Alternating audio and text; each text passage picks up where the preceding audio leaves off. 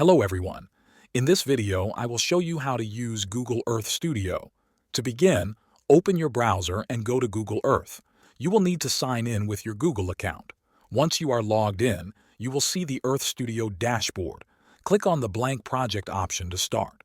When the project window opens, you will see the globe in the center, project settings on the left, and a timeline along the bottom. The timeline is where you control your animation and camera moves. Use the search bar in the top left to go to a location. For example, type New York City. The camera will zoom in on that location, and this becomes your starting point. To make your first animation, place the playhead at the start of the timeline and click the camera keyframe button. This saves your first view. Then move the playhead further down the timeline and change the view by zooming, tilting, or rotating the globe. Click the keyframe button again.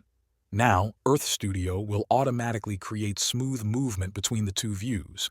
You can keep adding more keyframes to build a longer camera path. If you want the animation to move faster, place the keyframes closer together.